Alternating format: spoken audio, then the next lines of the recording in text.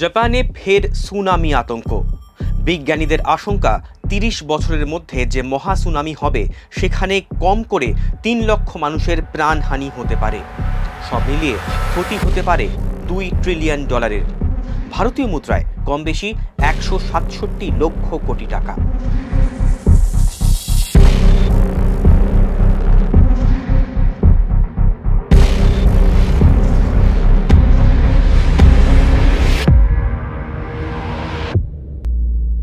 একুশে জুন থেকে ভূমিকম্পের শুরু চলছে এখনো।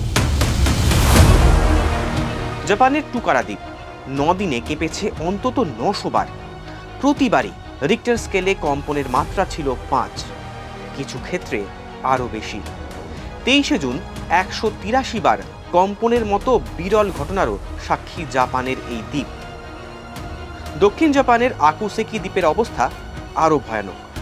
১,০০০-এর উপর কম্পন, কোনো প্রাণহানি হয়নি, তবে স্থানীয় প্রশাসন জানিয়েছে আকুসেকি বসবাসযোগ্য নয়।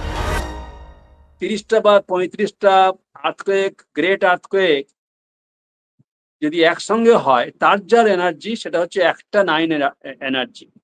So in that sense Japan শুধু ভূমিকম্প প্রবণ নয়, ইট হ্যাজ অলরেডি প্রডিউসড একটা মেগা আর্থকোয়েক, সেটা অবশ্য নর্দার্ন জাপানে। Now recent record shows that southern Japan, নানকাইতে একটা আর্থকোয়েকের সোয়ার্মের মতো প্রচুর আর্থকোয়েক হচ্ছে, এবং যদিও সেগুলো খুব ছোট মাত্রার আর্থকোয়েক, এবং সেগুলো নিয়ে কিছু কিছু মানে অ্যাপ্রিহেনশন যে এখানে অলরেডি মেগা আর্থকোয়েকের সময় এসে গেছে।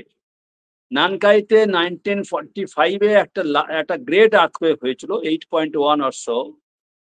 তো তারা বলছে, জাপানিজ সায়েন্টিস্টরা বলছে যে একটা গ্রেট আর্থকোয়েকের return period normally 100 to 200 years. তো তাই যদি হয় তাহলে নানকাই ইজ ভালনারেবল।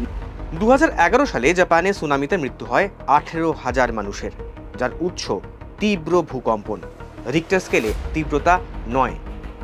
২০২৪ সালে জাপানে ভূমিকম্পে মৃত্যু হয় ৬০০ মানুষের। ভূমিকম্প হওয়া মাত্রই জাপানে সতর্কবার্তা জারি করে সুনামি ওয়ার্নিং সিস্টেম। সমুদ্রে ১ মিটার উচ্চতার জলোচ্ছ্বাস তৈরি হলে সেটাকে বলা হয় সুনামি।